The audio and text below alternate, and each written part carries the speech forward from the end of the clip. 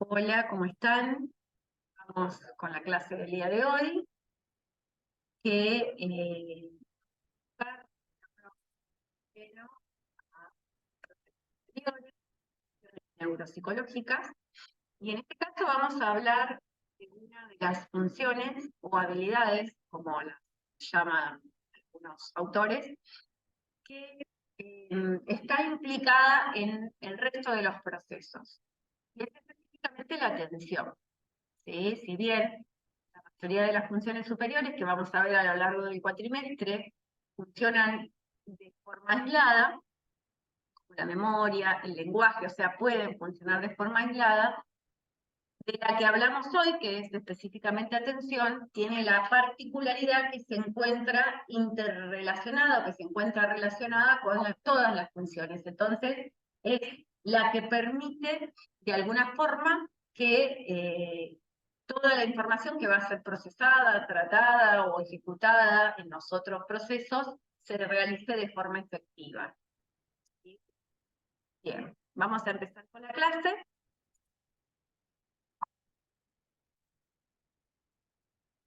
Bien, entonces, como ya les decía, vamos a hablar de la atención. ¿Cuáles son las definiciones que tenemos de atención? Hay varias. Hay acuerdos entre todas. Hay cosas que se pueden sacar en común. Por ejemplo, William James fue uno de los primeros en hablar de la atención, y la describía como la habilidad que implica dejar de lado algunas cosas para poder tratar de forma efectiva otras. Y esta definición se asocia específicamente con que todo el tiempo estamos recibiendo estímulos, todo el tiempo estamos recibiendo información, todo el tiempo estamos procesando información, y si no fuera por la participación de la atención, sería un caos organizar esa cantidad de información que vamos recibiendo. Y como consecuencia, producir una respuesta efectiva sobre nuestro contexto.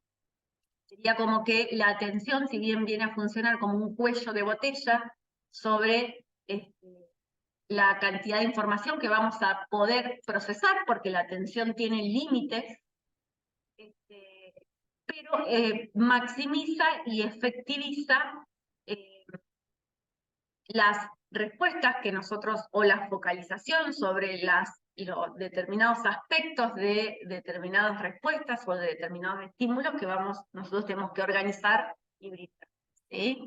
Por otro lado, Coe habla de la atención como procesos atencionales, como un conjunto de procesos, ¿sí? Que van a mejorar o inhiben otros procesos neuropsicológicos, asignando recursos cognitivos que la tarea que se lleva a cabo, para que la tarea que se lleve a cabo pueda realizarse de manera eficaz. Otra vez nos encontramos con esta ventaja que nos brinda la atención a la hora de inhibir, o más bien propiciar que algunos procesos neuropsicológicos se lleven adelante por sobre otros en función de organizando la demanda cognitiva, el recurso cognitivo que se va a poner en juego en este momento para que una tarea se realice de forma eficaz. Como consecuencia, esto va a garantizar que el resto de los procesos neuropsicológicos puedan interactuar de forma eficaz. Entonces, ¿qué sería la atención? Más allá de las definiciones que vimos allá, que vimos en la diapositiva anterior, la atención la podemos definir también, o es en verdad un sistema complejo formado por componentes. Vamos a ver diversos autores que especifican en cada uno de sus modelos. Recordamos que la neuropsicología lo que va a buscar es brindar modelos explicativos del funcionamiento del sistema nervioso central, y hay, según el autor que veamos, estos componentes van a variar en cantidad, en números, ¿sí? Pero todos, en definitiva, van a poder clasificarse en un grupo acotado de componentes. Estos sistemas van a estar ubicados en redes neuronales y no en un sitio único, y van a estar distribuidos en el espacio y son específicamente dependientes del tiempo, porque tenemos que tener en cuenta que la atención puede ser, por ejemplo, sostenida durante determinado periodo de tiempo. Un componente de la atención puede ser sostenida por X cantidad de tiempo y se cae, o retener por determinada cantidad de tiempo cierta información, y es muy lábil a lesiones de distintos otros sistemas. Entonces, respecto a los modelos, tenemos el modelo de Mesulam, que él plantea que la atención es una red altamente organizada e interconectada, en donde va a manifestar, va a poner en evidencia dos componentes como principales. Uno es la matriz atencional o la función de estado, que va a definir un nivel de arousal o nivel de activación, y la otra es la función vector, que selecciona el tipo de información a la que se le va a atender, a la que se le va a prestar atención, y va a regular la dirección de ese foco atencional. Entonces, para Mesulam, tenemos un componente atencional que va a ser el que va a permitir la activación, la función de estado, que se va a definir por diferentes niveles de conciencia, ¿no? La vigilia, y luego la función vector, donde vamos a poder direccionar o regular esta capacidad atencional. El modelo de Mirskin, por otra parte, se basa en el tipo de mecanismos que están implicados en los procesos atencionales. En este sentido, va a hablar de comprensión sostenida, donde los mecanismos implicados se encuentran en la formación reticular, luego la focalización y ejecución, áreas parietales inferiores, temporales superiores y estriado, y él habla específicamente de focalización y ejecución porque plantea que es muy difícil separar estos dos componentes de la atención, porque una vez que se logra la focalización, la ejecución viene inmediatamente. Entonces, es como que este componente, su naturaleza estaría definida por focalizar y ejecutar. ¿Sí? Luego viene el componente de codificación que se da en el hipocampo, en donde, gracias a que se puede sostener, focalizar y ejecutar, se puede también acceder y codificar, se puede también codificar información que va a ser procesada también en áreas donde se procesa la mente. Y cambio de alternancia que se va a dar en el córtex prefrontal. Los implicados son del córtex frontal. Esto va a permitir que podamos cambiar el foco atencional, alternar entre y son procesos de mayor complejidad. ¿Sí? Por otro lado, tenemos el modelo de Porter, que va a hablar de redes atencionales, donde la primera red es el alerta, que va a cumplir la función de activar el alerta ante un estímulo ingresante, un estímulo nuevo. Lo que ocurre es que cuando ese estímulo permanece en el tiempo, la red de alerta deja de activarse y se produce la habituación del estímulo. Como consecuencia, dejamos de percibir como estímulo entrante algo que se vuelve constante en el contexto, por ejemplo, o algún ruido, o también sensaciones olfativas o táctiles, por ejemplo, que cuando está alterada esta red, esta habituación no se produce y entonces le trae a la persona dificultades con la inhibición, con esto, lograr la habituación de ciertos estímulos y se vuelven altamente intolerantes, o todo el tiempo le está llamando la atención a todo. Dificultad que está muy presente en los trastornos de déficit atencional. ¿sí? Luego la red de orientación. La red de orientación se orienta hacia fuentes de atención interna o externa, y esto permite que se pueda, una vez lograda la alerta, que esta acción atencional se pueda orientar hacia el estímulo que va a ser al estímulo saliente y necesario para obtener información, procesar información en ese momento, ¿sí? Esta red de orientación es generalmente la que está afectada en los trastornos del espectro del autismo, y es aquí donde, por ejemplo, no se puede, hay determinados estímulos que, de los cuales no se puede como desenfocar o desenganchar la atención. Pueden ser estímulos internos o externos del contexto. Y luego la atención ejecutiva, en donde que tiene la función de automonitoreo entre el pensamiento, sentimiento y la respuesta, y permite que las respuestas efectivamente sean ejecutadas con eficacia, ¿sí? Por ejemplo, en depresión, en trastorno bipolar de la personalidad, en esquizofrenia, esta red está alterada como consecuencia.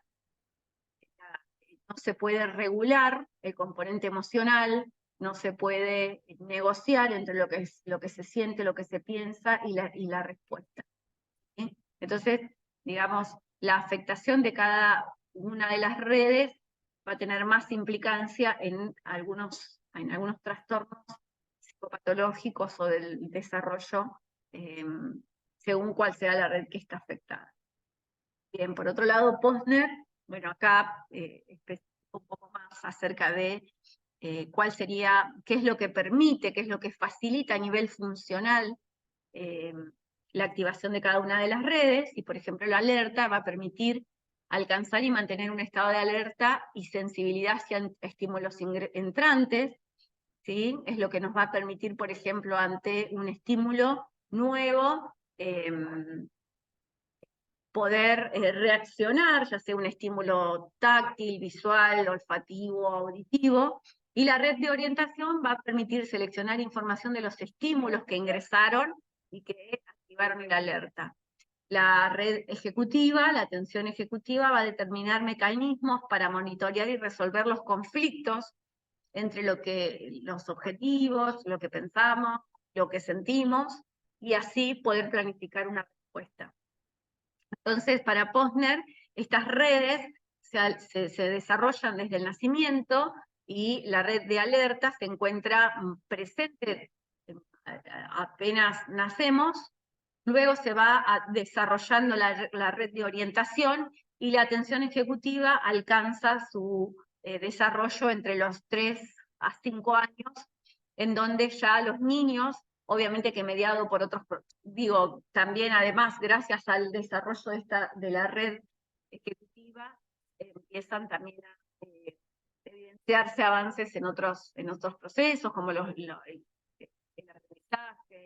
procesos del lenguaje, ¿sí? Y entonces ahí es cuando el comportamiento de los niños empieza a parecer más organizado, ¿sí? Está mediado por otros procesos. Bien. Por otro lado, y tenemos que describir sistemáticamente algunas de las principales alteraciones de la atención, hay un modelo que es muy útil, muy explicativo, que es el modelo de Scholber y Matir, porque va a ofrecer una visión funcional de la atención, y está inspirado en la observación directa de los déficits de pacientes, de las quejas subjetivas atencionales que manifiestan. Este modelo es muy útil para plantear un tratamiento de rehabilitación.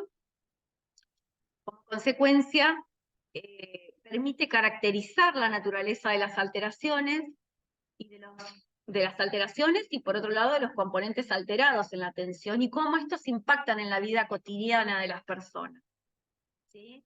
Entonces, este modelo va a hablar de una organización del sistema atencional en diferentes componentes. Por ejemplo, iniciamos desde, además va a permitir una organización desde el más básico, en el sentido de el más que está presente desde el nacimiento, ¿sí? Al igual que lo presentan los modelos, y cómo estos, a medida que vamos creciendo y que vamos y que se va produciendo, que el sistema nervioso va desarrollándose y las funciones psicológicas y cognitivas se van desarrollando, cómo vamos adquiriendo procesos de mayor complejidad.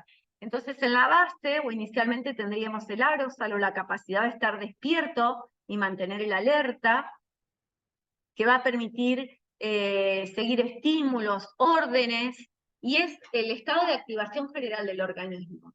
Y en un nivel superior vamos a encontrar la atención focalizada, que esta permite enfocar la atención a un estímulo visual, auditivo, táctil, donde no se tiene en cuenta la duración o el tiempo al que se le presta atención a ese estímulo, ¿sí? Sino el hecho de focalizar sobre él. Luego tenemos la atención sostenida, en donde empieza a jugar, entra en juego el tiempo durante el cual se le presta atención a determinado estímulo, y se define como la capacidad para concentrarse en un estímulo o en una tarea que sea monótona y prolongada. ¿Sí? Entonces, no solamente, o sea, una vez activada la función atencional y focalizada, el siguiente proceso sería poder sostenerla. ¿Sí? Fíjense que si nosotros pensamos en cómo se va desarrollando un niño, son como que esbozos de procesos iniciales que se van complejizando a lo largo del desarrollo hasta que pueden lograr sostener la atención por más tiempo, alrededor de los 3, 4 años.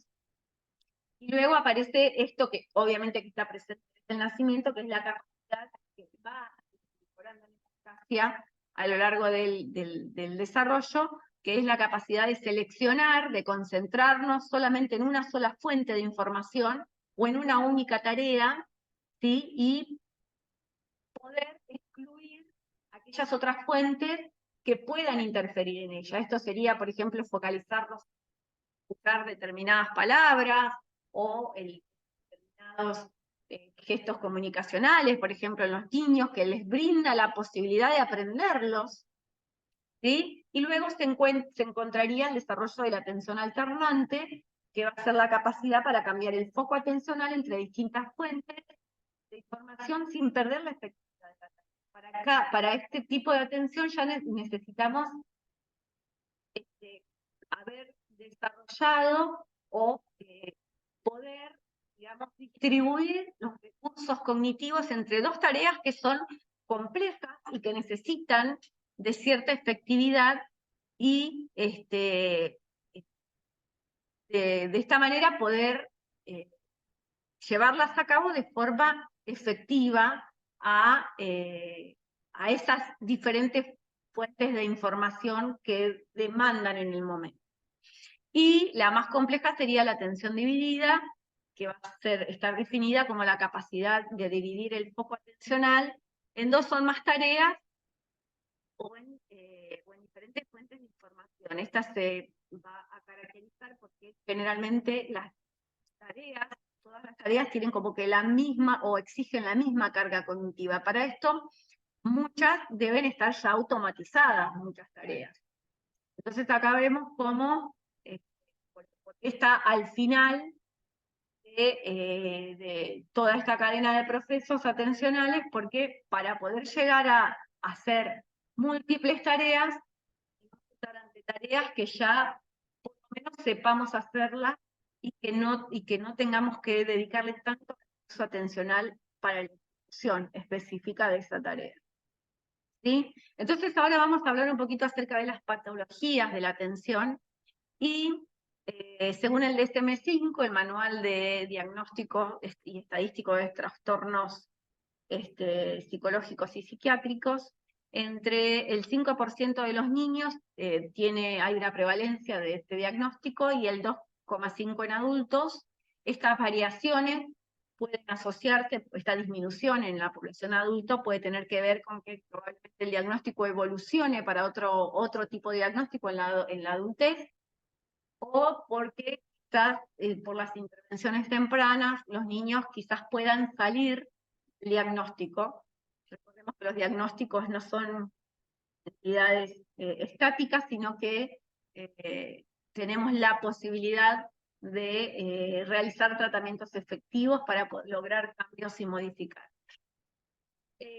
La proporción aproximada es de más o menos 2 por 1 en niños, o sea, hay más en varones que en mujeres, y en mujeres es más probable que la manifestación sintomática sea a través de la desatención. Y la heredabilidad aumenta en el subtipo hiperactivo. Son datos importantes, datos diagnósticos importantes.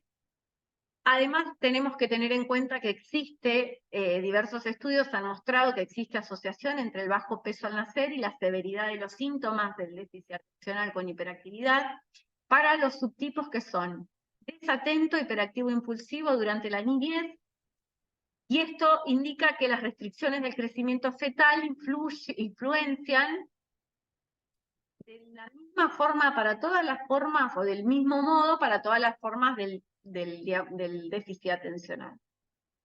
Esta asociación está presente a lo largo de todo el rango de déficit atencional, incluso en los más sutiles, la asociación entre el bajo peso del nacimiento y la manifestación sintomática, y persiste aún después de controlar factores ambientales y genéticos.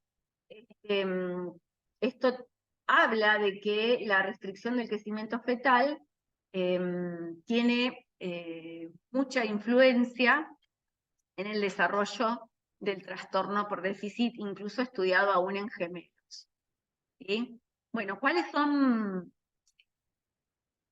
algunas cuestiones que tenemos que tener en cuenta a la hora de hablar de diagnóstico? Podemos tener un diagnóstico como causa primaria, diagnóstico por déficit atencional como causa primaria, donde hay una base heredable que se va manifestando a lo largo del desarrollo, no se asocia a complicaciones pre o perinatales, ni ninguna situación traumática o infección o intoxicación, y hay genes asociados a la sintomatología del déficit del TDA, y son aquellos relacionados con el neurotransmisor dopamina. Por otro lado, tenemos el diagnóstico como secundario, como trastorno por déficit atencional, donde el diagnóstico es secundario, porque hay más, o sea, no es el origen no es específicamente asociado con causas genéticas, sino hay factores más bien biológicos adquiridos durante el periodo prenatal, como lo que veíamos recién, como el bajo peso fetal, ¿sí? Exposición intrauterina a alcohol, a nicotina, a algunas benzodiazepinas, a las benzodiazepinas o a los anticonvulsivantes, o la prematurez, ¿sí? También hay alteraciones cerebrales como las encefalitis, traumatismos que afectan el córtex prefrontal, hipoxia y diversas condiciones que afectan el desarrollo cerebral, que traen como consecuencia el desarrollo de síntomas de déficit atencional y que se consideran secundarias porque no son causas directas, sino que están más asociadas a factores ambientales y biológicos adquiridos. Si hablamos de diagnóstico, ¿cómo se diagnostica el trastorno por déficit atencional? Vamos a basarnos en los criterios del DSM, ¿sí? En donde vamos a tener que recabar información de padres y del paciente. Recuerden que siempre en nuestra labor, la información cuando vayamos a hacer un diagnóstico, esta información la vamos a hacer a partir de la información brindada por la familia y el evaluado. ¿Sí?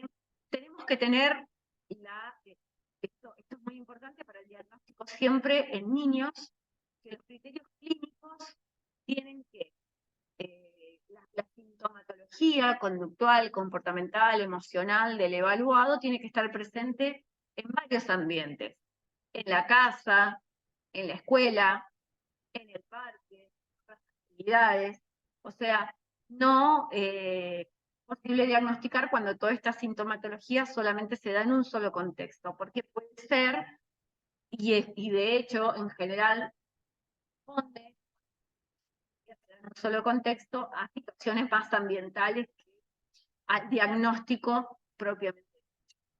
Entonces, ¿cómo vamos nosotros a juntar información del ambiente? Y vamos a utilizar escalas de screening, ¿sí? Que se las aplicamos a la familia y a los docentes. Y además vamos a hacer la observación directa sobre el evaluado a través de la evaluación neuropsicológica, en donde sí o sí tenemos que hacer una estimación de la capacidad intelectual, ¿sí? Del cociente intelectual. Porque muchas veces, o sea, claramente, esto es un criterio también diagnóstico, la capacidad intelectual del niño o la persona evaluada por déficit atencional tiene que estar dentro del rango normal. Y vamos a hacer una evaluación de las acciones ejecutivas, además, y necesitamos tener esta medida de la atención sostenida como, como criterio de déficit atencional. Recuerden que la atención sostenida era aquella que se asociaba con poder estar realizando una tarea monótona por más de 10 o 15 minutos y que la efectividad en esa tarea no decaiga.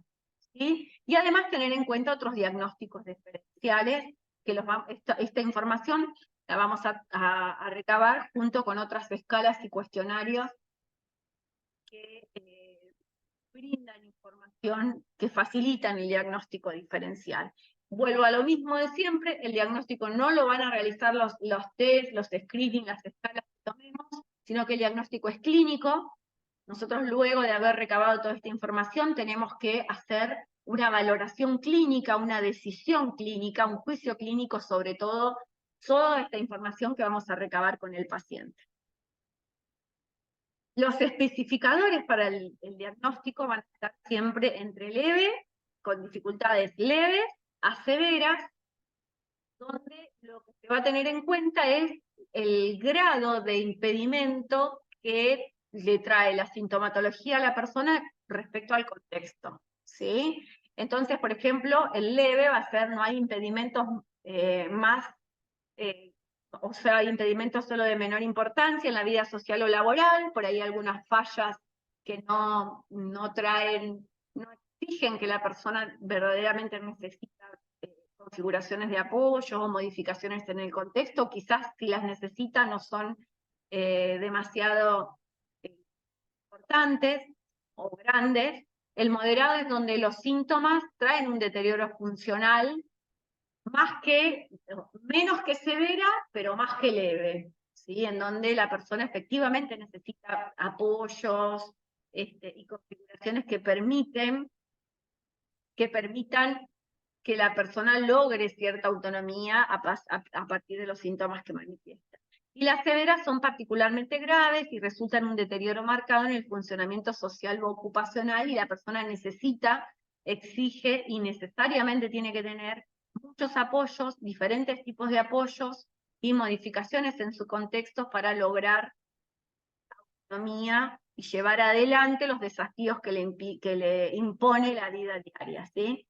Entonces, cuando hablamos de diagnósticos diferenciales, tenemos que tener en cuenta que los vamos a diferenciar del trastorno oposicionista desafiante, en donde predomina el ánimo irritable, el enojo, la conducta desafiante, argumentativa, vengativa, ¿sí? El trastorno explosivo intermitente, donde hay arrebatos, faltas de control de los impulsos, de la agresividad, agresión verbal, física, contra la propiedad, animales, otras personas.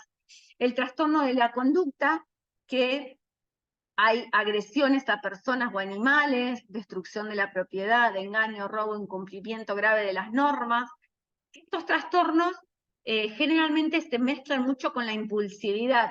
Sin embargo, en la impulsividad nos vamos a dar cuenta, o sea, cómo diferenciamos el componente impulsivo del déficit de atención con hiperactividad de estos otros trastornos del comportamiento, justamente en el factor, en esto de que no se busca transgredir la regla, sino que más bien el individuo no puede inhibir esta necesidad de hacer algo cuando lo tiene que hacer. Entonces es el típico niño que ingresa, por ejemplo, al consultorio o que va de visita a la casa de otras personas y que toca todo porque no puede dejar de tocar, y te vas a encontrar con la diferencia de que otro niño, por ejemplo, también toca todo, pero de una forma más desafiante o buscando transgredir la norma de aquí te tenés que quedar quieto o esto no se puede hacer. Esa es una diferencia sustancial y hay que tener muy buen ojo clínico, porque muchas veces las familias cuando te cuentan los síntomas que observan en sus hijos está todo como que muy mezclado y entonces hay que saber diferenciar, a ver cuánto es la interpretación que hace la familia respecto a las transgresiones de su hijo y cuánto es que efectivamente el niño en verdad no busca transgredir, sino que no puede hacer otra cosa. ¿Sí? Bueno, el trastorno por déficit atencional con hiperactividad es una dificultad que tiene mucha comorbilidad, ¿sí? Y esto está asociado con la evolución, con la prevalencia en la población. Recuerden que el 5% de los niños lo padecen y de los adultos el 2,5%, porque muchos de los casos evolucionan de trastorno de déficit de atención con hiperactividad a trastorno del ánimo, trastorno bipolar, ¿sí? También, bueno, comorbilidad con los trastornos que veíamos recién, del comportamiento, el trastorno de conducta disruptiva, oposicionismo desafiante, trastorno disocial. Aparte que, además, trastornos de ansiedad, trastornos de pánico, trastornos de obsesivos compulsivos, y también hay otras asociaciones con otros trastornos del desarrollo, propiamente dicho, como serían los del espectro del autismo, trastornos de consumos problemáticos y demás. ¿Sí? Entonces, ¿cuál va a venir a ser el papel de la evaluación neuropsicológica en relación a evaluar efectivamente los componentes atencionales y lograr un diagnóstico del déficit atencional, del trastorno por déficit atencional con hiperactividad? Primero, vamos a contribuir al diagnóstico, ¿sí? Generalmente lo que ocurre es que se recibe el paciente derivado de la medicina clínica o neurológica para poder hacer un diagnóstico diferencial o efectivamente realizar un diagnóstico a partir de la evaluación neuropsicológica. Entonces, también se puede hacer una evaluación de las consecuencias de una enfermedad ya diagnosticada, y establecer el perfil cognitivo o funcionamiento actual, las fortalezas y debilidades de la que ya está diagnosticada o que va a ser diagnosticada y de la cual vamos a poder conocer cuáles son las fortalezas y las debilidades, planificar tratamiento, valorar los efectos de un tratamiento, objetivar los cambios a lo largo del tiempo y brindar información para el cuidado y seguimiento del paciente a la familia. Entonces, ¿cómo se va a llevar a cabo el proceso de evaluación neuropsicológica? Se va a llevar a cabo a partir de niveles. En un primer nivel vamos a llevar adelante la entrevista clínica, como lo vimos en clases anteriores. Luego, la observación de la conducta en dos ambientes, por lo menos, dos ambientes diferentes. Para esto nosotros le vamos a brindar a las familias, a los docentes, herramientas que les va a permitir a ellos sistematizar la observación, ¿sí? Vamos a observar también el cuaderno, le vamos a pedir a la familia que grabe un videíto del niño o la niña desarrollando determinada actividad o desarrollando determinado juego. Luego vamos a hacer una evaluación indirecta del desempeño atencional con test que son más generales, ¿sí? Porque, a ver, en este punto, este nivel, encontramos, o sea, ¿para qué nos sirve la evaluación por niveles? Es como para ir descartando, ¿no? Si a partir de la entrevista clínica observamos que hay pocos indicadores de probabilidad de trastorno atencional, vamos descartando el diagnóstico. A partir de la conducta, de la observación de la conducta en diferentes ambientes, ocurre lo mismo. Si nosotros vemos que la conducta no se repite por lo menos en dos ambientes, claramente está más asociado con situaciones contextuales, el comportamiento del niño, la niña o de la persona que tiene esta dificultad viene a cumplir una función y hay que hacer otro tipo de abordaje. Y Y en la evaluación de test más inespecíficos aparece, por ejemplo, discapacidad intelectual, caso que aparezca efectivamente en una evaluación de coeficiente intelectual, valores muy bajos, se descartaría también el diagnóstico. Y si seguimos avanzando en el proceso y nos va dando positivo, positivo, positivo, luego llegaríamos a la etapa de evaluación del desempeño atencional con test específicos, que nos brinden información específica de cómo funcionan cada uno de los componentes de los procesos atencionales. ¿Qué herramientas tenemos para evaluar? Tenemos algunas basadas en el modelo médico categorial, ¿sí? Que a partir de criterios para establecer la presencia del atributo como resultado del consenso, discusión entre grupos de expertos, y otras basadas en un modelo psicométrico dimensional. Y nosotros vamos a utilizar más que nada esto, y en general es como que se hace una integración entre los dos modelos, entre el neurólogo y los neuropsicólogos y otros profesionales. Bien. Entonces, este modelo va a estar derivado de conceptos psicométricos, va a utilizar procedimientos cuantitativos para determinar empíricamente las características de la patología que se va a estudiar. Entonces, en función de que la persona cumpla con determinadas características que se ajustan a la descripción del atributo en la población, se diagnostica o no se diagnostica. El objetivo va a ser cuantificación de la conducta patológica y valorar el grado de intensidad del problema. Acá tenemos, por ejemplo, escalas como el SNAP-4, que es específico de déficit atencional, y también instrumentos como el SENA, y otros brindan información acerca de la cuantificación de la presencia de la conducta patológica y de la intensidad, ¿sí? Porque a ver, todos los niños pueden ser desatentos, pero ¿cuántas veces en el día y con qué intensidad, cuánto interfiere esta desatención en el desempeño diario? A esto nos referiríamos a la cuantificación de la conducta patológica y valorar la intensidad del problema. O sea, todos podemos, en determinados contextos, ser más o menos impulsivos, pero esto, ¿cuántas veces aparece? ¿Con cuánta frecuencia y con qué nivel de intensidad se evidencia en los niños? Con lo cual, ahí vamos a tener las diferencias entre un comportamiento que está dentro de lo típico y un comportamiento que ya podría configurar trastorno por déficit atencional. Bien, importantísimo es siempre valorar el perfil de rendimiento en las escalas Wechsler, en las escalas de inteligencia, en donde vamos a poder ver un rendimiento característico utilizado que evidencia bajo rendimiento en memoria de trabajo y en el índice de velocidad de procesamiento, pero acá no porque sean procesamientos lentos, quizás en el predominio desatento, sino por la cantidad de errores que cometen, ¿sí? Al estar afectada la atención, en general la ejecución de las pruebas de velocidad de procesamiento se ve muy impactada por la cantidad de errores cometidos, ¿sí?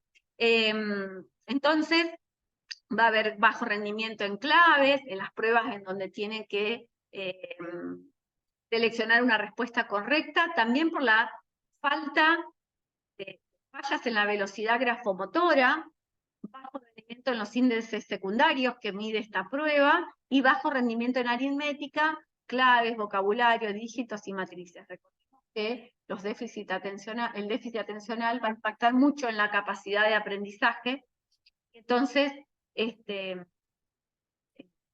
estos resultados se van a ver, van a ser evidentes en este tipo de pruebas, en donde la persona tiene que demostrar su capacidad, toda en conjunto puesta en marcha su capacidad cognitiva.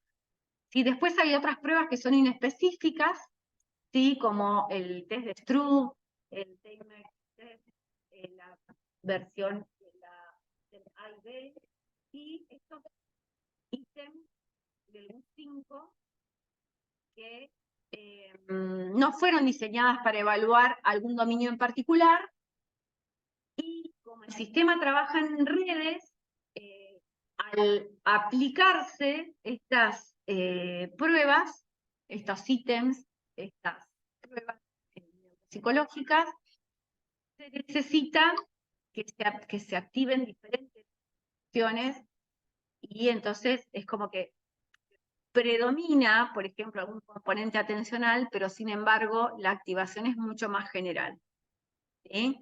Bien, ahora sí pasamos a las pruebas específicas, donde se sabe a través de métodos estadísticos y psicométricos que activan, por ejemplo, la atención selectiva. ¿Sí? En esta prueba la persona lo que tiene que hacer es seleccionar un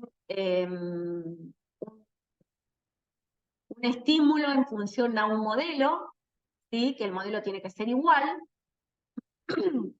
Y tenemos la batería NEPSI-2 para la atención selectiva y alternante, ¿sí? Que brindan información específica, es como que se ha logrado aislar de una forma más eficiente el procesamiento atencional, el procesamiento de atención selectiva o atención alternante y selectiva, con estas pruebas diseñadas específicamente. ¿Sí? Después tenemos el test de rendimiento continuo, que es esta prueba que exige que la persona realice la misma tarea de forma monótona por más de 15 minutos. ¿Sí? Y otras pruebas en donde se va no solamente midiendo, en algunas se va midiendo la atención sostenida o la atención alternante o atención dividida. ¿Sí? Y vamos a ver ahora brevemente cómo se relaciona o qué perfil de inteligencia podemos encontrar en las personas y en los niños o niñas que usan el diagnóstico. ¿Sí? Entonces, como decíamos, tiene que haber un CI normal, una capacidad cognitiva normal, ¿sí? Y como consecuencia vamos a ver puntajes menores en índice verbal y la velocidad de procesamiento. Índice verbal porque por ahí van a tener muchos errores, se van a apurar a dar respuestas. Estas respuestas van a ser incorrectas, anticipadas o poco elaboradas, con poca reflexión, y la velocidad de procesamiento justamente por esta dificultad en la motricidad que pueden presentar, o en la imposibilidad de dar la respuesta correcta o seleccionar la respuesta correcta. ¿Sí? Entonces, hay una correlación entre el grado de desatención y las habilidades adaptativas. Entonces también nosotros vamos a buscar valorar cómo es el CI adaptativo, el alto valimiento, y cómo la desatención afectaría específicamente el desempeño, la autonomía del sujeto. Y se mantiene por edad, sexo, en estudios longitudinales se puede demostrar. Bueno, entonces, vamos a pasar un poquito y vamos a hablar ahora del tratamiento. Les dejo bibliografía para que puedan leer cuando terminen de ver esta grabación. Y el tratamiento del déficit atencional se basa en 4 pilares. Primero, estos 4 pilares tienen que estar presentes. ¿Sí? Primero, en el tratamiento farmacológico, ya sea porque la causa sea primaria, causa del diagnóstico primaria, donde hay una alteración en neuroquímica presente desde el nacimiento, con alteraciones a nivel genético, intervención psicológica, intervención con la familia y intervención psicopedagógica y educativa. Entonces, estos cuatro pilares tienen que estar presentes para lograr efectividad en los tratamientos. Y ahora vamos a ver intervenciones farmacológicas versus intervenciones no farmacológicas. En verdad tienen que estar presentes las dos. Las intervenciones farmacológicas muestran efectividad junto con las intervenciones psicológicas que deben apuntar al entrenamiento a los padres, al entrenamiento en habilidades sociales, ¿sí? A entrenamiento neuropsicológicas específicamente para entrenar en los componentes atencionales, y las intervenciones psicoeducativas que apuntan a mejorar el rendimiento escolar y a lograr apoyos escolares, porque recordemos que este diagnóstico lo vamos a hacer, además tenemos que incluir dentro del diagnóstico el nivel de afectación, leve, moderado o grave, ¿sí?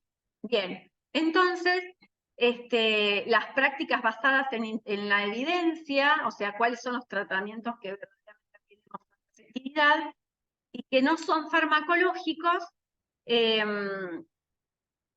tienen que están asociados a la evaluación, a que haya una evaluación efectiva, una intervención programada y, sobre todo, esto de la relación y el compromiso terapéutico con los pacientes, ¿sí? Entonces, las terapias que más no farmacológicas, que presenta mejor evidencia, son aquellas terapias basadas en modelos cognitivos conductuales, donde se aplica específicamente terapia conductual, donde hay un entrenamiento a padres para el manejo de los comportamientos y de las conductas a través de los modelos de aprendizaje conductual, terapia cognitiva para modificar esquemas mentales, estructuras que describen la realidad de una forma en que por ahí el sufrimiento psicológico ante determinadas situaciones es más intenso, y el entrenamiento en habilidades sociales.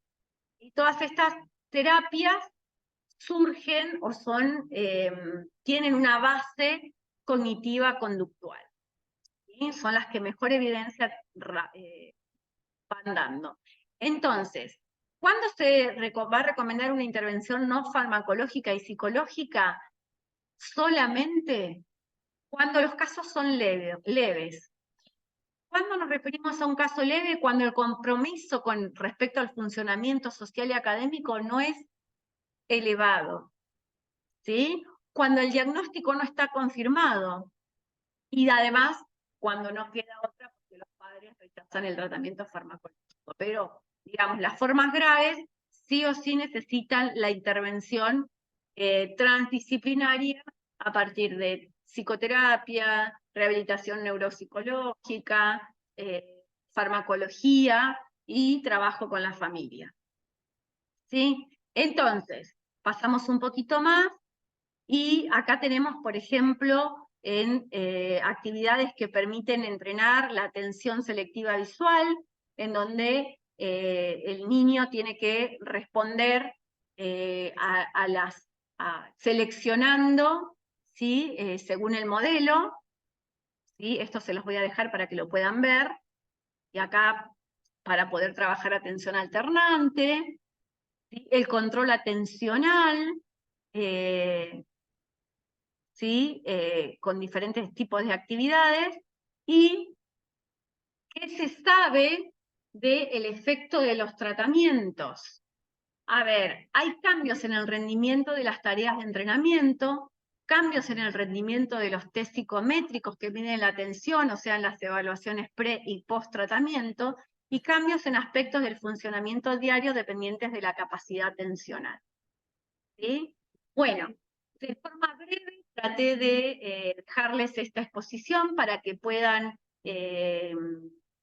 conocer y empezar a leer el material que tienen disponible, que nos va a introducir y que nos va a brindar información acerca de cómo funcionan los procesos atencionales, cuáles son los diferentes modelos a partir de los cuales se explican, y cuáles son las bases que tienen cada uno de los modelos, y cómo algunos modelos pueden ser utilizados para potenciar el tratamiento y la recuperación, y asimismo, cuáles son los criterios para diagnosticar los problemas atencionales, ¿sí? Y cómo estos problemas, además, te comparten o se comparten con otros diagnósticos, ¿sí? Así que bueno, llegamos hasta acá, nos vemos en la siguiente clase.